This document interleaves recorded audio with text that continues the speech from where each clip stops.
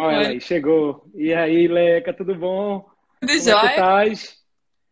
Muito tempo! Meu Deus do céu, quanto tempo. A última vez a gente se viu, acho que foi num congresso daquele, não foi americano? Foi no americano, eu acho, né? Americano, em New Orleans, onde é que, acho que New Orleans, né, Não, era foi onde era? Washington. Foi Foi Washington? Washington. Onde Foi. era permitido a gente se aglomerar ainda, né? É, exatamente. Foi o E último aí, congresso americano aglomerado. você continua bonita e jovem como sempre, eu cheio de cabelo Ah, branco, envelheci até demais. parece. É difícil. E aí, tudo bom contigo? Tudo Hoje o jóia com assunto você. importante, né? Um assunto importante, Vamos. acho da prática, né? Da prática. Não é nenhum assunto que o nefrologista não se depare aí. A glomerulopatia é bem comum. Então, a gente vai falar um pouquinho aqui sobre podostopatia. E aí a gente vai contemplar doença de lesão mínima e glomerulosclerose segmentar e focal. Com a nossa especialista, Leca. Deixa eu contar um pouquinho da história dela. A Leca, ela foi minha preceptora, minha R2, na verdade. Quando eu cheguei lá no HC, ela era R2, e aí recebeu a gente muito bem. Os R1 chegando todo mundo desesperado, alguns conheciam o hospital, outros não conheciam como eu. E depois ela foi tanto destaque, assim, tanto do ponto de vista de ensino, quanto de relacionamento interpessoal, e de ajudar mesmo o residente que foi selecionado, escolhida para ser preceptora. E aí foi também, praticamente a gente conviveu 2 anos, né? Porque você foi minha R2 e também depois foi minha preceptora. Então foram Exato. 2 anos muito bons e de muito aprendizado. E aí depois disso, a doutora Letícia fez um monte de coisa depois disso. Ela, então, nefrologista, intensivista, também sempre gostou muito de medicina intensiva, muito mesmo. Depois fez o doutorado dela em nefrologia pela USP. E virou assistente do grupo de glomerulopatia, onde a gente, desde aquela época, a gente já se apaixonou, né, Leca? De Tanto gostar. pela glomerulopatia quanto pela doutora Vicky, né? A gente se apaixona fácil. E aí Continua lá, seguiu aí. né? Continua, né? Continua. E Um carinho continua sendo enorme, enorme privilégio. por ela, Aham. enorme. A gente viajou junto para o congresso em Nova York também, passou um tempo lá. Ela é maravilhosa. E também, Leca é gerente nacional, gerente médica nacional da Fresenius Medical Care, né? Então, ela fez clínica médica na USP, residente de nefro, fez um monte de coisa, intensivista, então é uma pessoa extremamente capacitada e eu sempre gosto de falar isso, é uma pessoa que no dia a dia está vendo glomerulopatia, que nem sempre quem fala ou quem dá aula vive aquilo, né? Vive o paciente com glomerulopatia, então ela além de ser atender os pacientes, ela é também preceptora e assistente do ambulatório de glomerulopatia. Então, é uma pessoa muito capacitada e muito querida ao mesmo tempo. E aí, vamos lá. A gente tem uns Pela 5 minutinhos. apresentação. Vamos começar, então? Vamos começar. Então, a gente tem 5 minutinhos e aí de live a gente tem até no máximo 9 horas e a gente precisa acelerar aqui um pouquinho para poder dar tempo de a gente contemplar tudo que a gente combinou, né, Leca? Então, vamos lá. Primeiro, toda vez que a gente fala em gesto e lesão mínima, a pergunta que não quer calar é assim, são glomerulopatias frequentes na nossa população, nos adultos, né? Porque aqui a gente está falando para um público de médicos, de estudantes e de residentes e de nefrologistas já formados que tratam adultos. A gente ia falar mais, focar mais nessa parte de adulto, que é o nosso dia a dia, né? Nossa vivência, né? Gesto e lesão mínima na criança é bem diferente. Mas essa glomerulopatia, ela é prevalente na população, na nossa população, Leca? Então vamos lá, Luizinho. Eu acho que se a gente for pegar que uma das nossas principais indicações de biópsia renal é síndrome nefrótica, né? A lesão mínima seria a glomerulopatia mais comum, causando síndrome nefrótica na infância, e GESF no adulto no nosso meio, né? Então, na literatura mundial, a glomerulonefrite membranosa, né? A glomerulopatia membranosa, ela é a mais comum, a causa mais comum de síndrome nefrótica na faixa etária adulta, mas no Brasil é a glomerulosclerose segmentar e focal. E a gente tem muito mais GESP do que o restante do mundo, né? Então, assim, a nossa casuística é muito grande disso. Então, eu acho que isso torna o nosso conhecimento ainda mais sólido, né, do que o Uhum. restante. A gente tem formas mais graves, inclusive. A gente vai falar depois disso, né, dos subtipos de glomerulosclerose segmentar e focal e tal. E a gente tem os tipos de formas mais graves, numa incidência muito maior que o restante do mundo. Então, Sim, eu acho que aí já está super justificado por que o tema está escolhido aqui, né? Então, é prevalente tanto na infância quanto na fase adulta e como em formas secundárias, né? Que também é muito frequente e a gente saber diferenciar o primário do secundário é fundamental no tratamento. Isso. Perfeito, perfeito. E diz uma coisa, Leca, fica uma maior confusão. Desde que há muito tempo a gente estuda e a gente vê o pessoal falando lesão mínima é diferente de gesto, e lesão mínima, podostopatia é uma coisa só, é uma mesma doença, mas de espectro de agressividade diferente. É realmente diferente lesão mínima de gesto, na prática, na condução, no prognóstico, ou é na verdade, o espectro de uma mesma doença, que a gente sabe, um espectro de agressividade do podócito, de uma mesma doença. Como é que a gente organiza para o pessoal que está escutando a gente? Então vamos lá. Eu acho que hoje a forma mais fácil da gente ver essa doença é como uma patologia única, né? Então as podostopatias são uma doença, na verdade, que obviamente vão ter um espectro amplo de apresentação. E aí eu gosto muito da gente passar por várias formas da gente classificar essa doença, né? Então, assim, a gente pode classificar ela desde o ponto de vista histológico até o ponto de vista dos mecanismos de lesão que levaram à podostopatia, como até o próprio mecanismo, como a própria parte de resposta terapêutica, por exemplo, né? Então, tem várias formas da gente classificar as podostopatias do ponto de vista prático, né? Então, eu acho que é importante a gente conhecer todos esses subtipos e pensar no nosso paciente em todas essas classificações. Então, para mim, hoje, eu sempre falo em podostopatia como um grande grupo. E o que diferencia a lesão mínima da glomerulosclerose segmentar e focal é justamente a resposta que a gente encontra do podócito à agressão, né? Como ele responde à agressão. Então, na lesão mínima, ele responde de uma forma que ele muda a conformidade, ele faz aquela fusão podocitária, mas a gente encontra muito menos morte de podócito, proliferação de podócito, e a lesão que leva à esclerose propriamente dita. Isso, obviamente, traz um melhor prognóstico para a lesão, que habitualmente, quando a gente trata, ela é uma lesão reversível, o paciente responde e tem uma melhor resposta.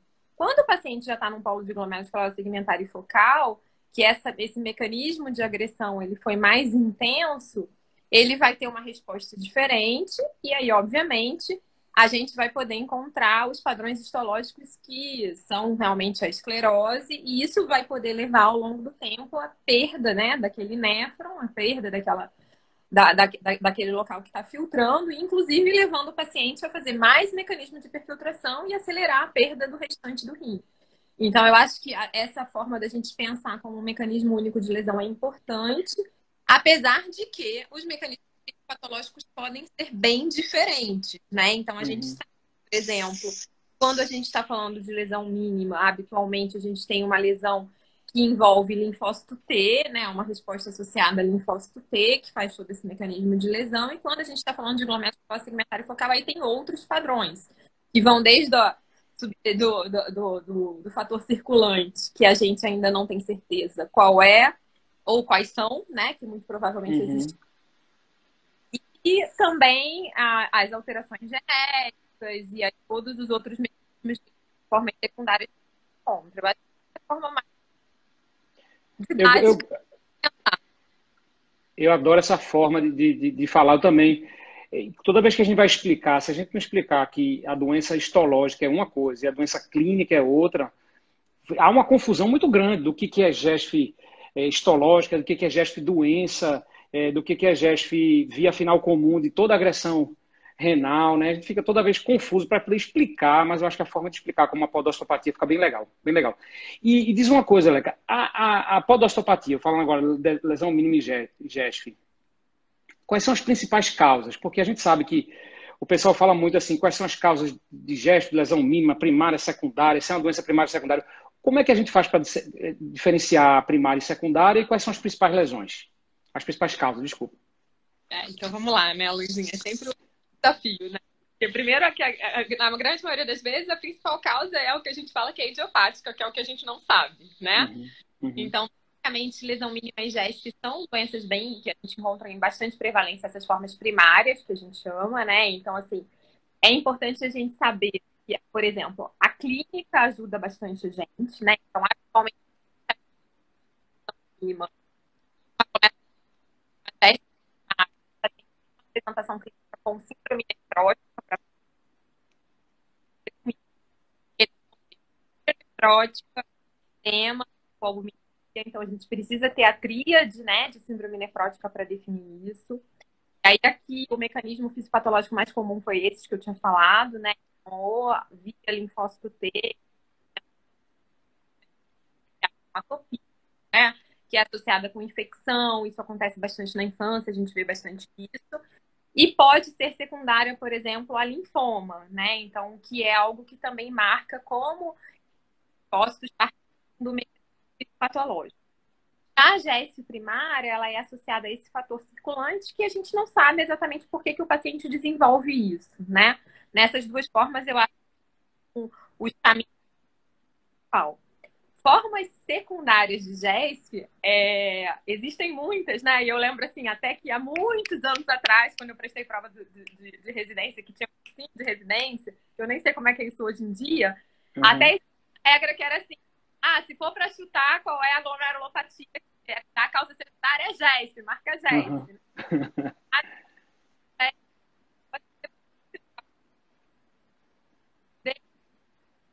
O uso de droga, várias drogas, né? Então, cocaína, heroína vai entrar como isso. Então, todos os mecanismos que levam à hiperfiltração, infecção urinária de repetição, paciente que perdeu o rim, paciente diabético,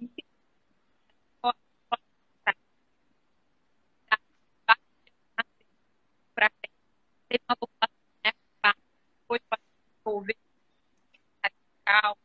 Aí vai para uma gama de atividades que eu acho que a gente não termina hoje de causas secundárias, né? Só que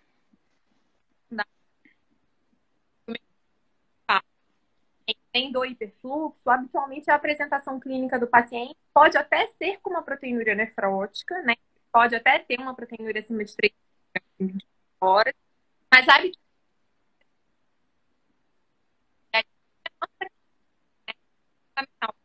foram poucas vezes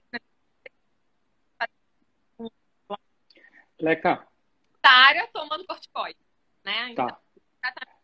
piora na. Leca, deixa eu te falar uma coisa. Ficou cortando um pouquinho a tua conexão. O áudio ficou cortando. A gente estava te vendo, mas o áudio ficou cortando um pouco mais. Na parte da explicação. Foi. Eu acho que... Melhorou? Agora melhorou um pouquinho. Só para tentar fazer... Eu não sei se eu consigo fazer um resumo de tudo que foi falado, não. Mas só para poder falar para o pessoal. Então, existe... O mais importante é a gente tentar diferenciar as causas, é a gente entender a forma clínica principal com que se apresenta a lesão glomerular. Então, se for como síndrome nefrótica, a gente geralmente tem uma causa primária, pode ser uma causa secundária, mas é mais raro, a gente encontra a causa primária. Quando a gente vê as outras formas de se manifestar clinicamente, a GES foi a lesão mínima, proteinúria subnefrótica ou proteinúria nefrótica ou seja, sem hipoalbuminemia, a gente pensa em causas secundárias de hiperfluxo, né, ou agressão podocitária por diabetes, obesidade, a hipertensão, uso de medicamentos, tudo isso a gente vai ver proteinúria nefrótica sem síndrome nefrótica. Ou se a gente avaliar um paciente que tem síndrome nefrótica, ela pode ser tanto secundária quanto primária, mas aí aumenta muito a chance de ser primária do que ser uma doença, uma causa secundária. Isso. E aí eu acho que talvez o ponto aqui, né, pra gente... Porque aí vai sobrar um grupinho específico, né, Luizinho? Que são as formas genéticas também habitualmente se apresentam com síndrome nefrótica. E aí, para a gente conseguir separar o que é primário do que é causa genética, muitas vezes a gente vai precisar fazer o tratamento primeiro, né? Então, assim, como a gente não consegue ainda ter estudo genético para todo mundo de uma forma ampla, porque é algo caro, né? É algo que a gente ainda não tem disponível, não é nem no Brasil, é no mundo inteiro com essa facilidade toda.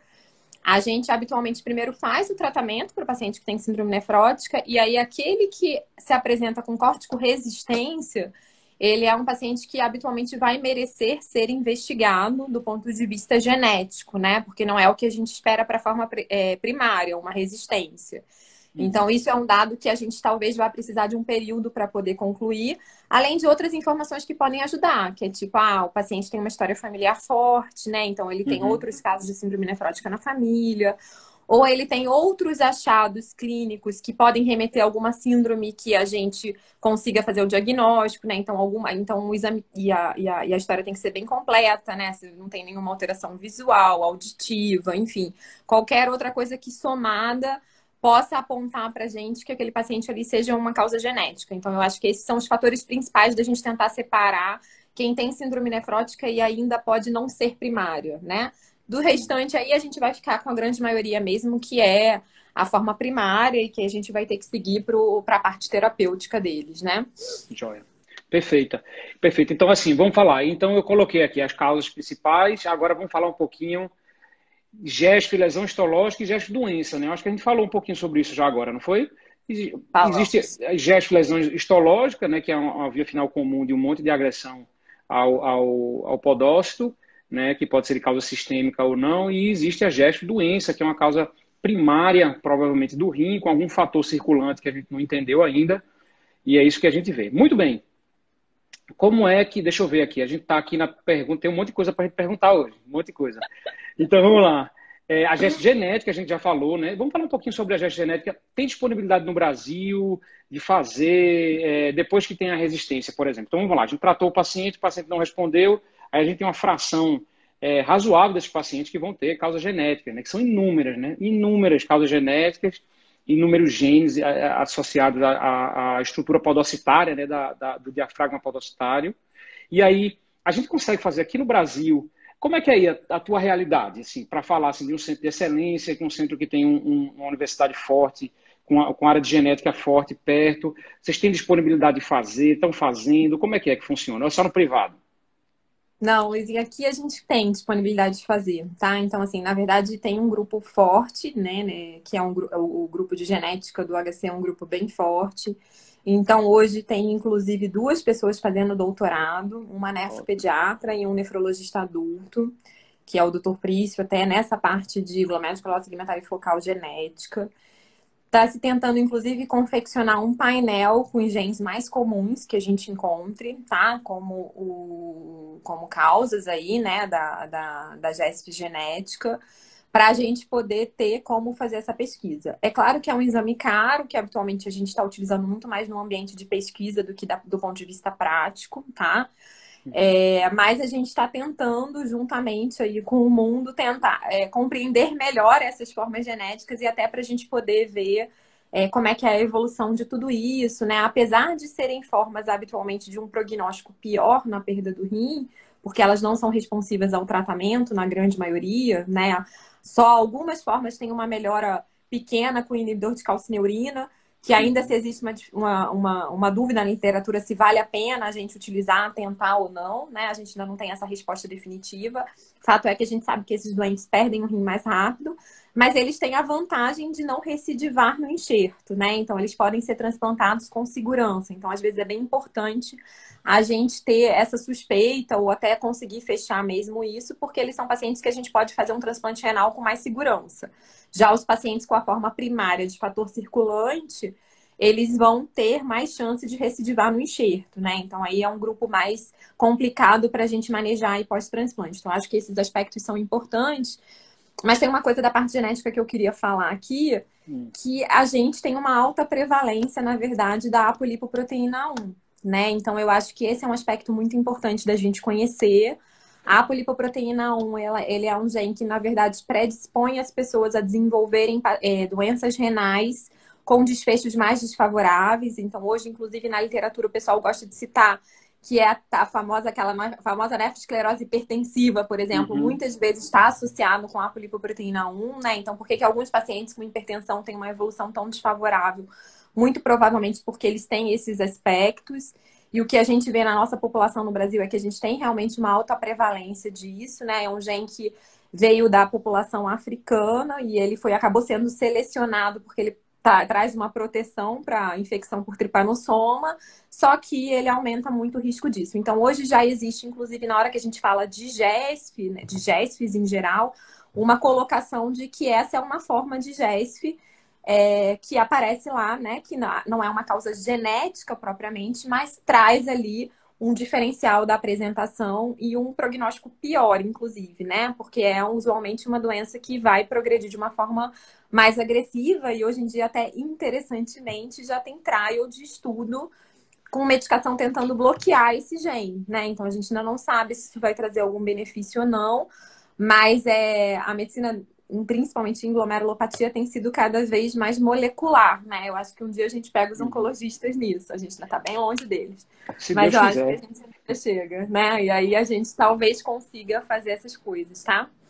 Então, a polipoproteína 1, quando a gente vai falar de classificação, eles até diferem, assim, eles dizem assim, causa genética e apolipo, porque aí já Isso, é uma coisa assim, vai ser mais grave, né? Isso aqui vai ser pior, vai ser mais grave, a chance de progredir é pior, né? E a gente é um país muito miscigenado, né? A gente fez um estudo aqui com a polipo também aqui em lúpus e viu que também o prognóstico era pior quando tinha a polipo, a mutação, né?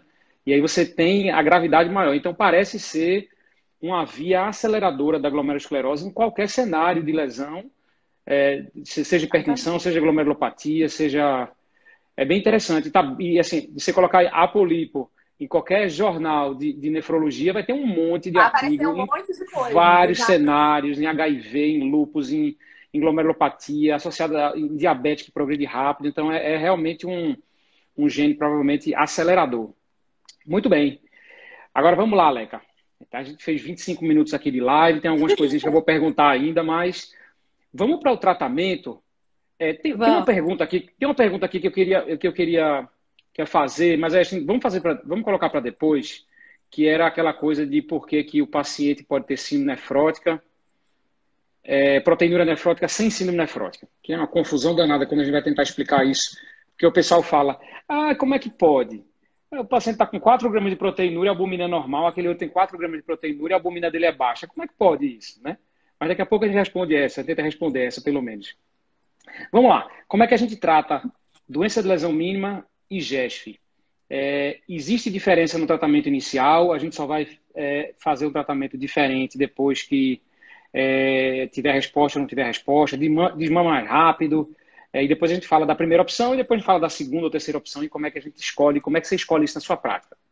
Tá bom, vamos lá então, Luizinho. Na verdade, assim, a primeira linha terapêutica, né, para tanto lesão mínima quanto glomerulosclerose segmentária focal é a mesma, né? Então a gente sempre vai lançar mão de corticoterapia, né? Então vai ser corticoide, 1 miligrama por quilo, para todo mundo, inicialmente, né? Esse é o tratamento padrão que a gente tem descrito em diretriz, tanto para um quanto para outro. É claro que as chances de resposta são diferentes, né? Então, quando a gente está trabalhando com lesão mínima, a nossa chance de resposta vai estar lá entre 80% a 90%, passando às vezes de 90%. E aqui eu acho que também a gente precisa destacar uma coisa importante, né? Lesão mínima costuma ter uma resposta muito mais rápida em crianças que em adultos.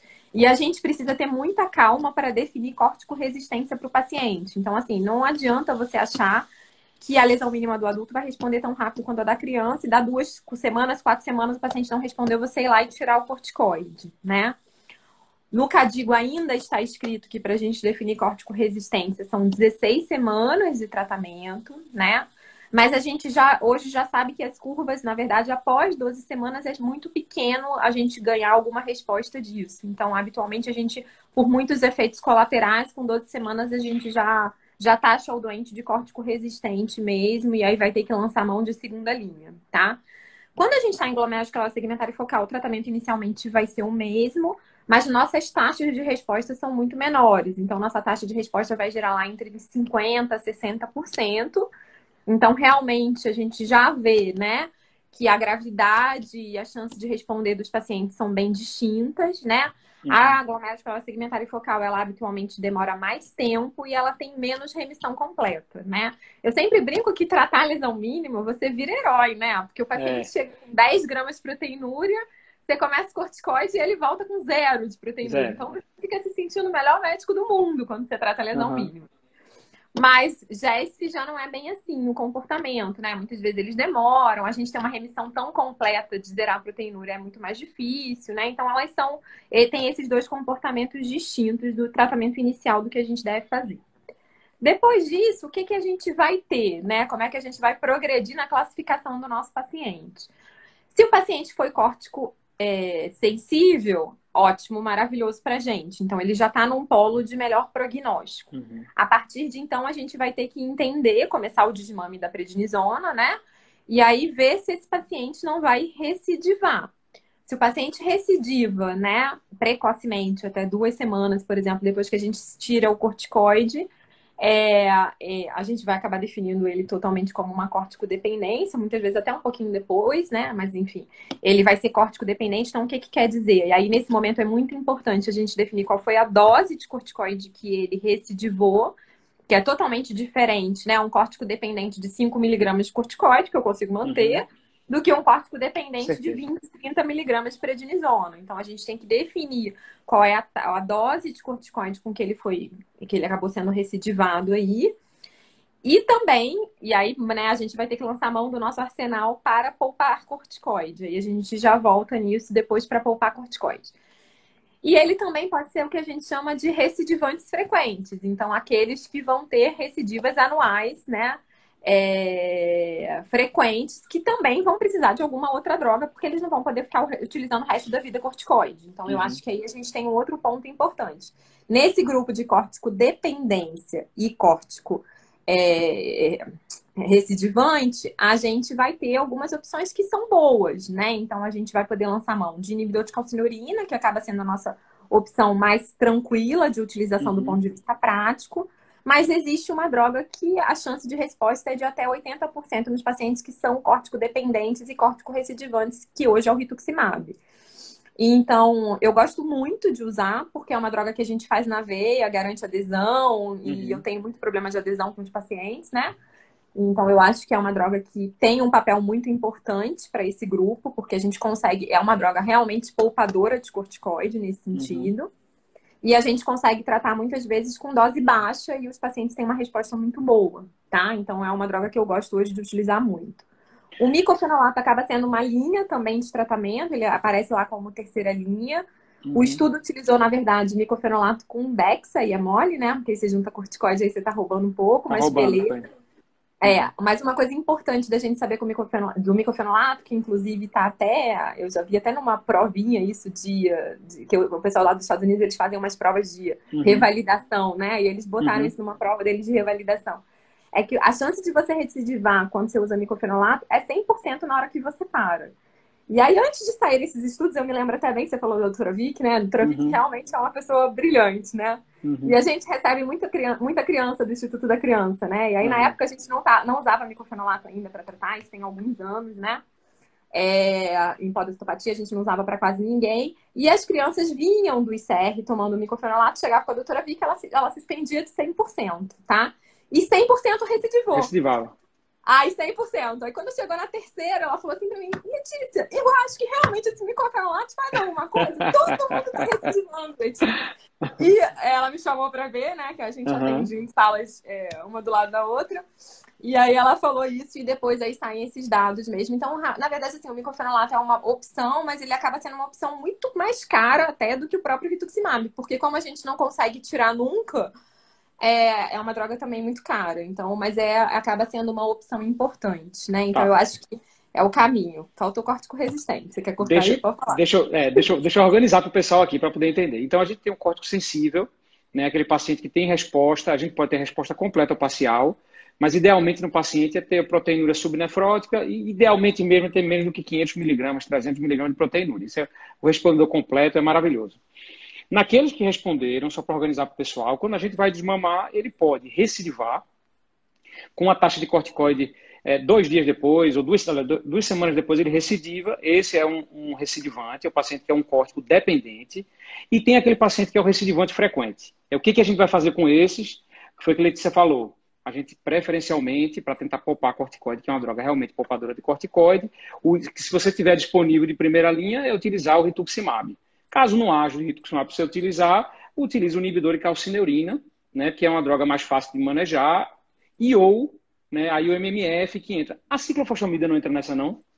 Então, a ciclofosfamida está lá na diretriz, tá? Então, assim, hoje em dia usa muito pouco. Mas ninguém usa, né? Eu vejo na diretriz de um monte de lugar, mas não vejo ninguém usar ciclofosfamida oral. Pra gente não dizer que ninguém usa, eu recebo crianças que tomaram ciclofosfamida, apesar de eu não tratar criança. tá? Mas a gente, do ponto de vista prático, não faz mais ciclofosfamida para ninguém. Usa. Então tá, lá, se você for olhar, na verdade, é até segunda linha, mas a gente já não dá mais para ninguém mesmo, assim, ciclofosfamida. Em podossopatia, né? Eu uso muito a ciclofosfamida. Eu amo ciclofosfamida. Também. Então, assim, falando em membranose, em lúpus a gente usa um bocado, né? Mas aí, fora isso, na GESP, lesão mínima, pouco. Exatamente. Me fala uma coisa, Leca, esse foi o córtico sensível. E aí isso aí corresponde a mais ou menos 50% a 60% dos pacientes. E com já GESP? Muda com GESP. Com GESP, né? Com GESP. Falando mais de GESP. E aí, desses pacientes, quem respondeu, o prognóstico já é completamente diferente, né? A gente já fica super feliz quando responde, mesmo que seja córtico sensível, córtico dependente ou recidivante frequente, o prognóstico já é melhor do que aquele que não responde a nada, né? Porque existe uma chance de ser o genético e existe uma chance de ser uma variante pior, né? E aí, o que a gente faz? Quando a gente faz ali 16 semanas de 1 miligrama por quilo, e não responde nada. O que a gente faz aí? Chora, todo mundo chora. A gente já chora um pouco, e aí, na verdade, a nossa segunda linha vai ser inibidor de calcineurina aqui, tá? Então, assim, na verdade, eu acho que esse ponto é até um ponto importante da gente ressaltar, porque eu vejo muita gente falar assim, nossa, ele não responde a corticoide, tem que dar rituximab. Os doentes que não respondem a corticoide, eles têm uma resposta baixa com rituximab. Então, abaixe as suas expectativas em relação ao rituximab. Eu sempre falo isso. E principalmente porque eu não sei como é que é para vocês, mas para mim, rituximab não é uma droga fácil de eu conseguir. Então, assim, se eu tiver que investir, eu prefiro investir nos pacientes que eu sei que vão ter resposta melhor, né? Então, assim, para os córtico-resistentes, o rituximab não é uma droga milagrosa e a chance de resposta não passa de 30%. Em todos os estudos, do ponto de vista prático, não passam disso. Então, a sua segunda linha sempre vai ser inibidor de calcineurina. E aí, eu acho que aqui vale a pena a gente ressaltar que, na verdade, o inibidor de calcineurina, ele tem um efeito que não é imunossupressor para o tratamento da glomerulosclerose segmentar e focal, né? Ele tem, na verdade, um efeito de estabilização do podócito. Ele mexe na sinaptopodina, que é uma das proteínas do podócito, ele estabiliza a sinaptopodina e o citoesqueleto de actina.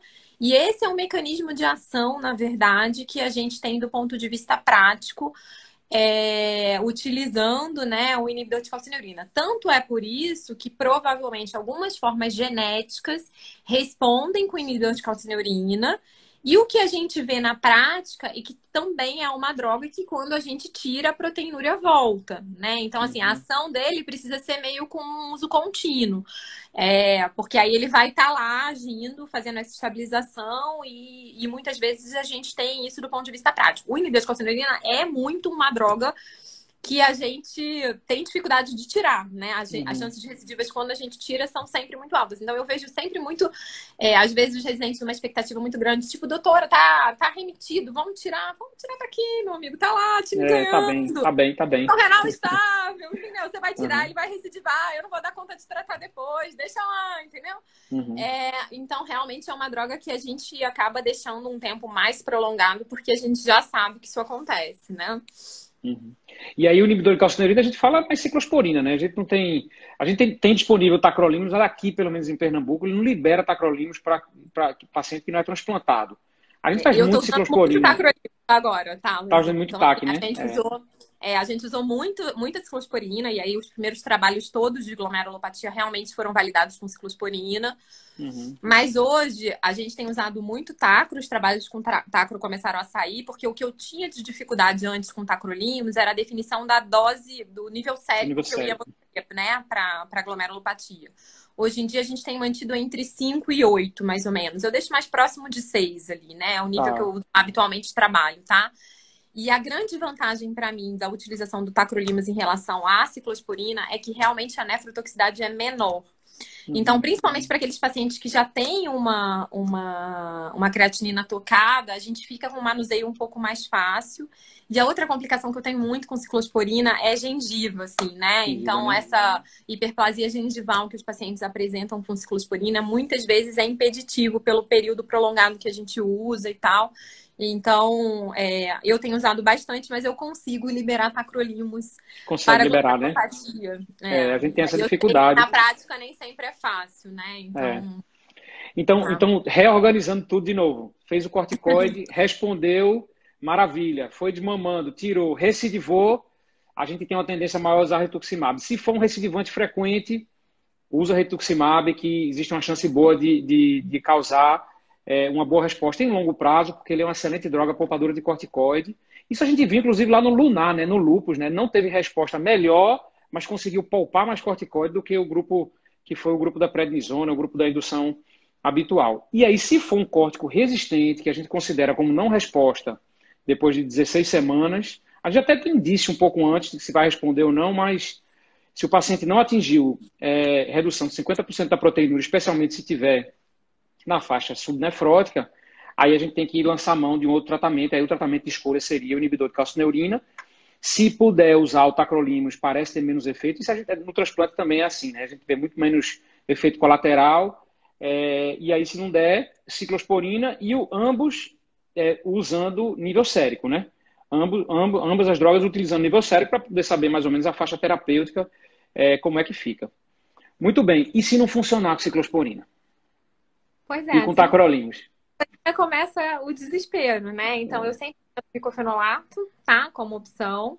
E aí, assim, mas a gente já tem que ir com uma expectativa baixa. Então, às vezes a gente tenta micofenolato e às vezes a gente tenta rituximab mesmo, tá? Como linha.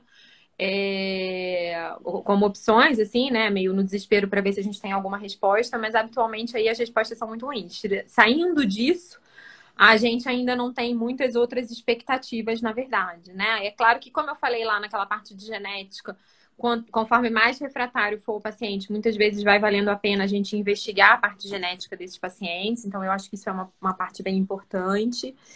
E aí, só para a gente fazer um parêntese aqui, Luizinho, que eu acho que é importante a gente colocar isso no tratamento, a forma histológica da glomerulosclerose segmentar focal também é importante, né? Então, assim, uma das coisas que a gente precisa analisar na biópsia é qual é a forma de apresentação da glomerulosclerose segmentar focal.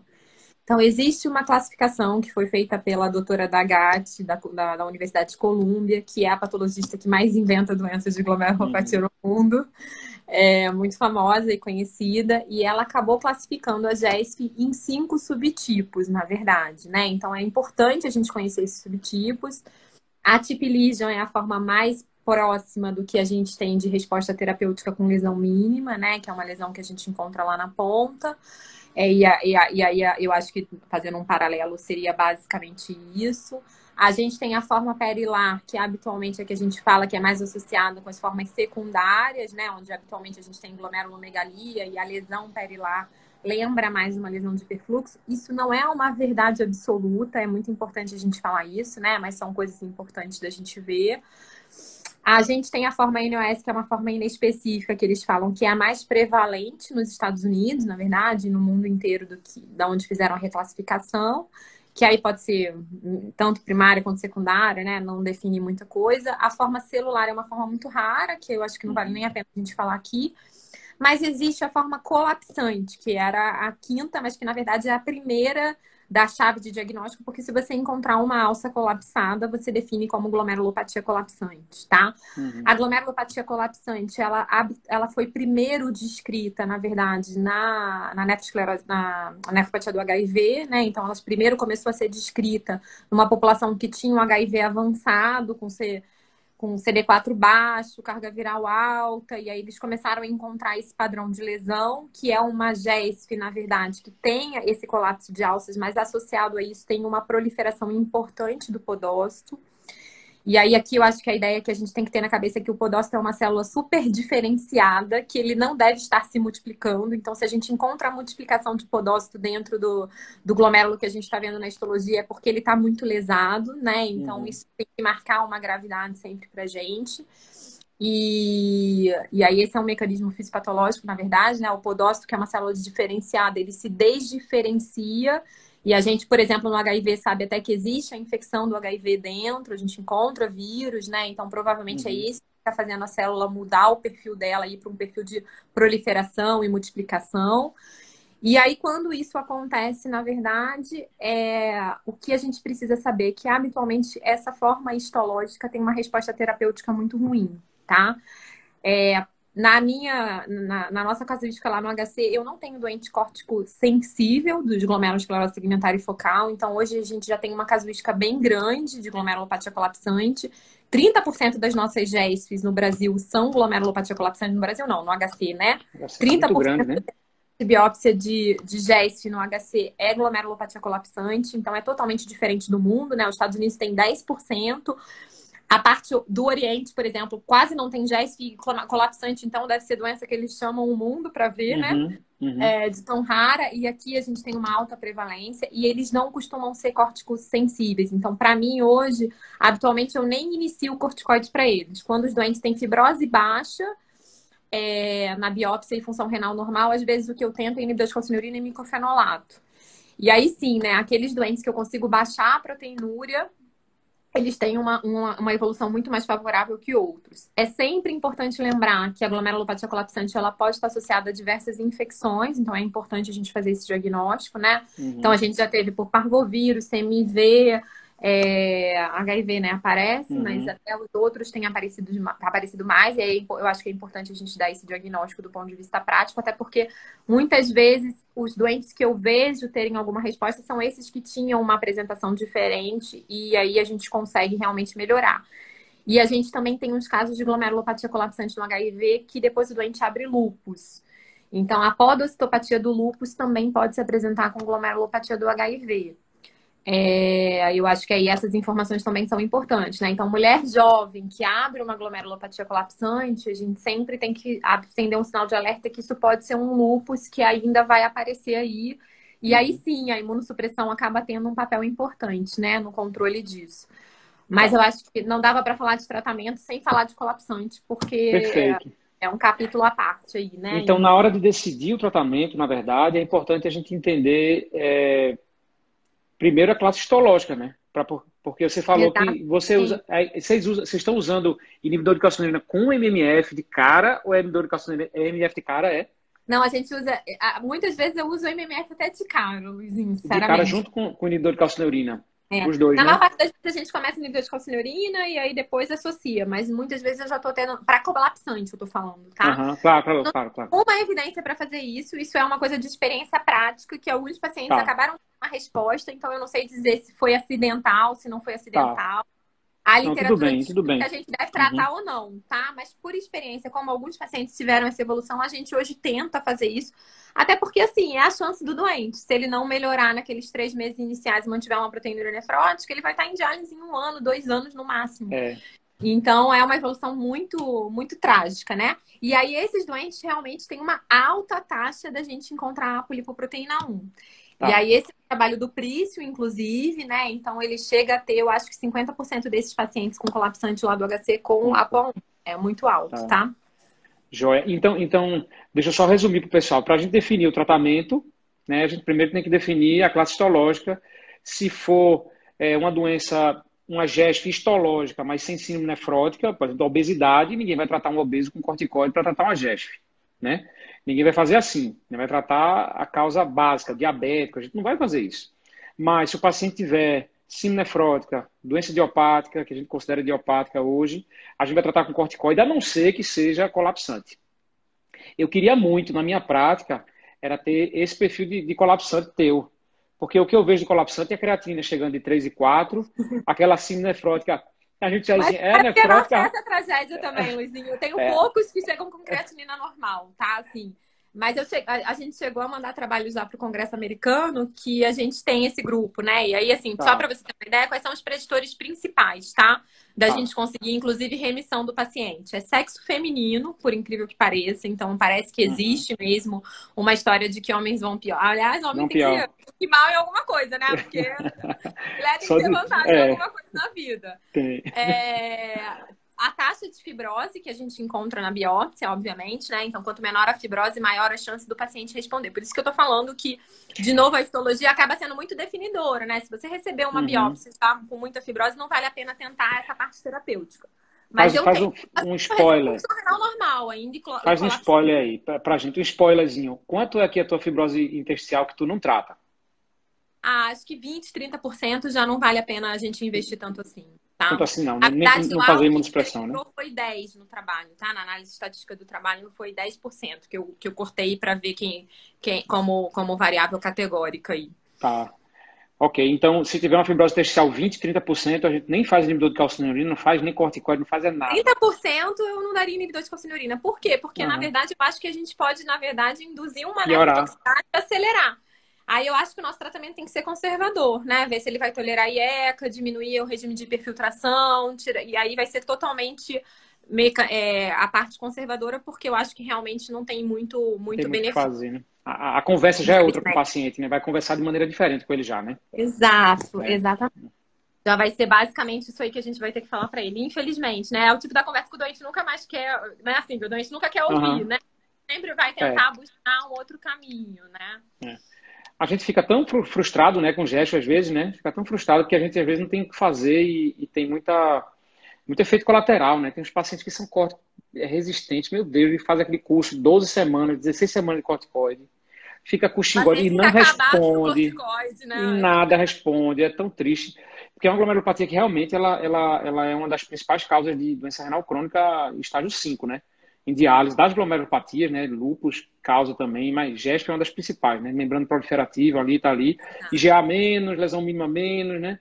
Membranosa menos, mas as lúpus, GESP e membrana proliferativa é muito ruim a gente tratar, né? Doente muito jovem, né, Luizinho? Então eu acho É, que esse é o nosso desespero. Então é aqueles pacientes que habitualmente vão abrir com 20 anos, 30 anos. Então, assim, a sua expectativa para tratar esses doentes, né, e tentar fazer eles não progredirem acaba sendo muito alta. Isso eu acho que é uhum, realmente muito ruim, né?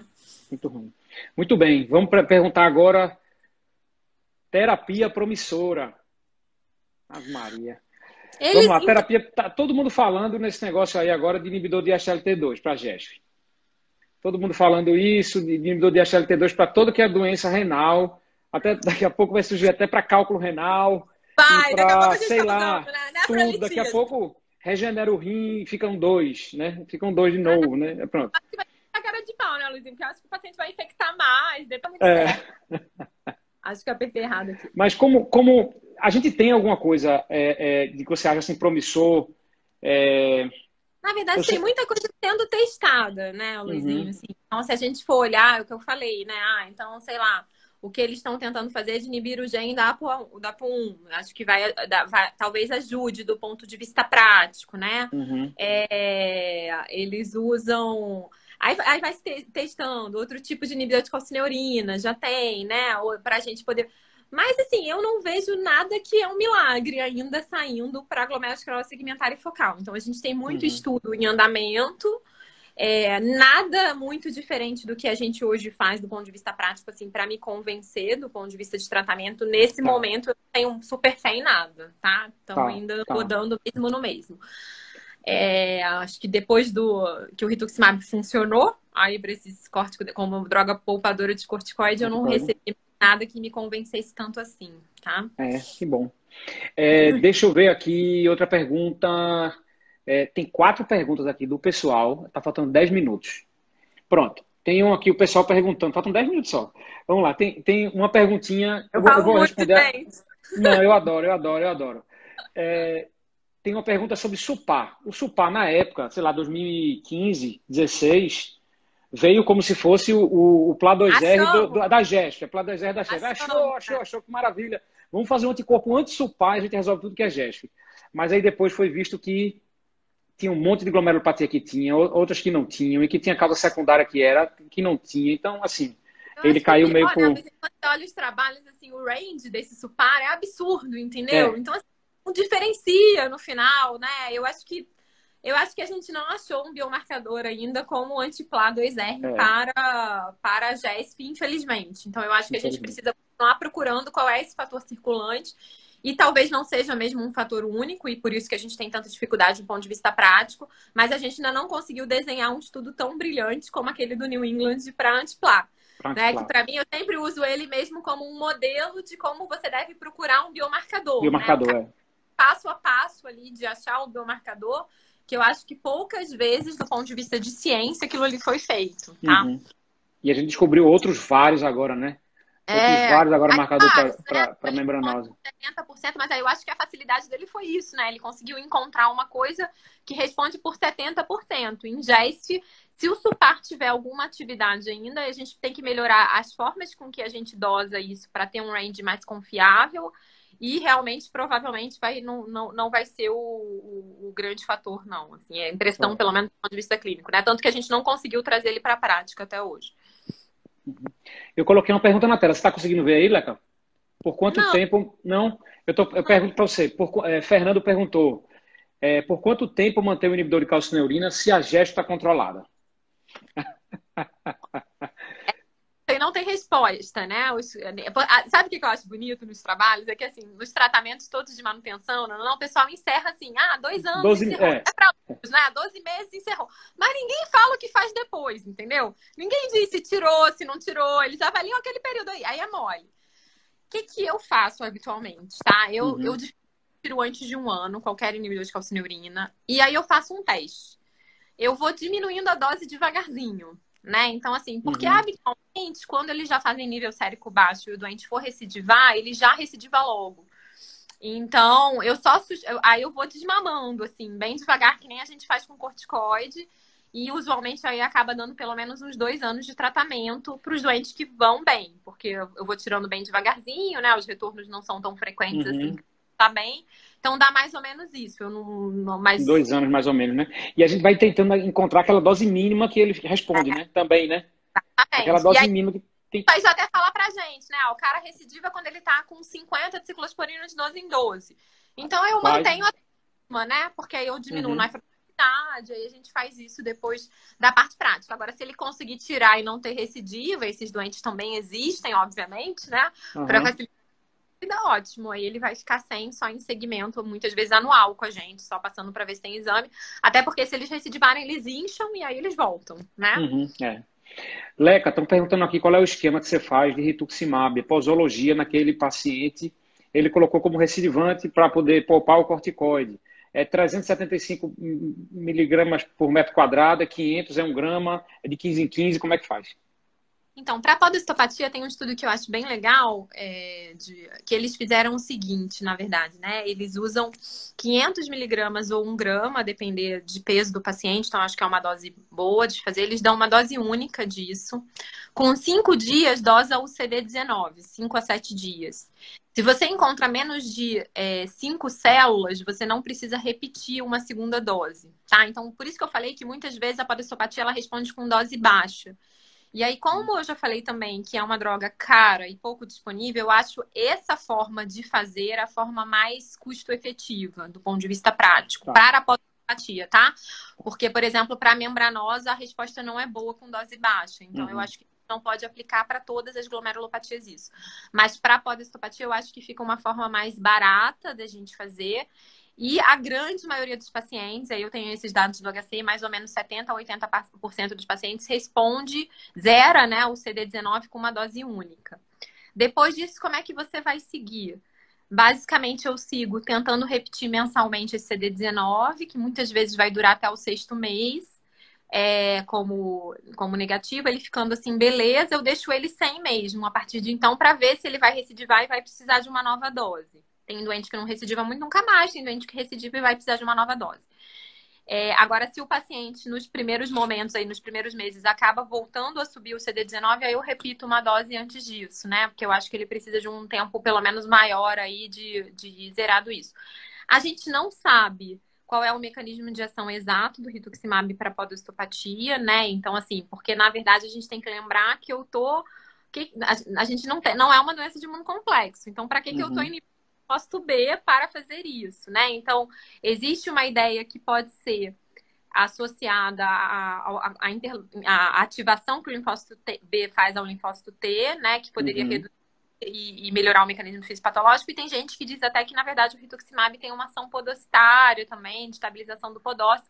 Mas fato é que a gente ainda não entende 100% o mecanismo de ação em podocitopatia, tá? Tá, tá.